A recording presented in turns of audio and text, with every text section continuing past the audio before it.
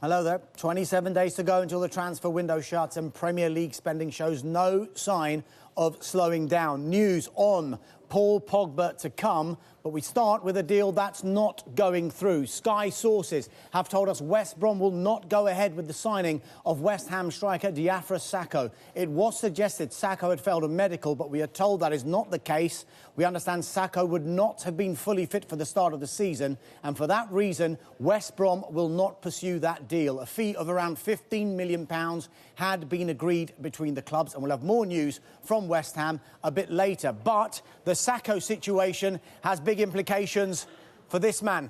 A man you can't keep out of a transfer window. Saido Berahino. West Brom said they would only consider the offers on the table from Stoke and Crystal Palace once a replacement was found. Now, Berahino must wait for West Brom to seek other targets. Berahino has 1 year left on his contract, and now there are three options. One, he is sold in this window. Or two, he signs a pre-contract agreement with a foreign club in January and West Brom receive nothing.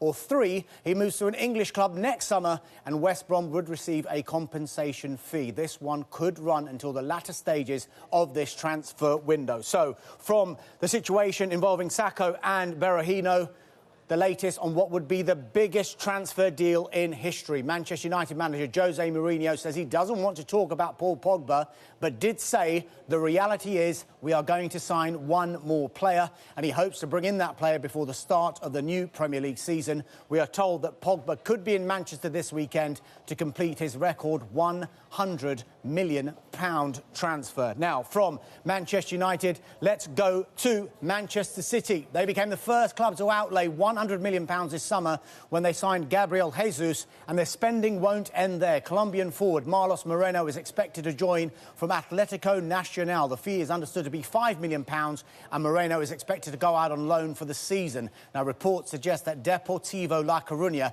will be the destination of his loan spell. Now, staying with City and their pursuit of you-know-who. John Stones, the Everton defender. We are told there is effectively no negotiation on this. City have been told the price is £50 million and Everton are not budging. So the ball is in City's court. Pay the money, get Stones.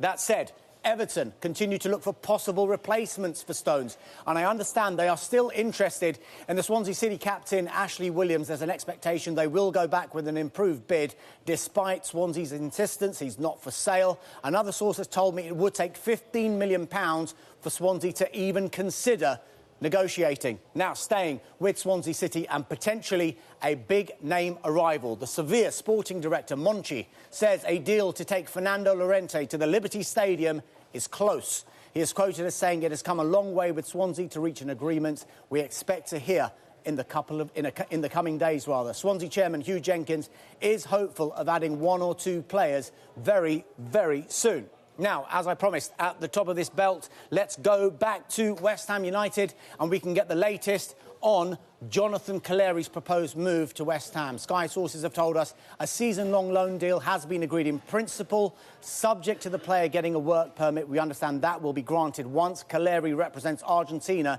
at the Rio Olympics. Caleri was on loan at Sao Paulo from Deportivo Maldonado last season. Now, staying with West Ham United and the latest on the former Newcastle United defender Davide Sanson. Sky sources have told us the Inter Milan fullback is having the second part of his medical today.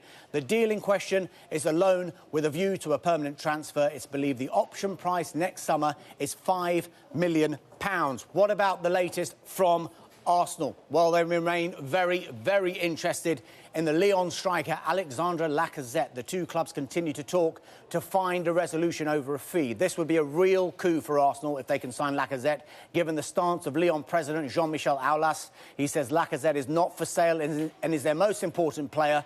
Then again, he also said Arsenal would not go back with an improved offer. It's our understanding that they will, and that is when the resolve of Lyon and their president will be tested. Staying with Arsenal, and what about departures from the Emirates? Let's get the latest on the keeper, Wojciech Szczesny. Can we get to Wojciech Szczesny? Yes, we can. He's flown to the Italian capital today for a medical ahead of a move to Roma. The deal is still under discussion. It may be a season-long loan. It may be a permanent. It may be a loan with a view to a permanent deal. Let's go from Arsenal to their North London rivals, Tottenham Hotspur, and the latest on Marseille winger This man, Georges Kevin Nkoudou.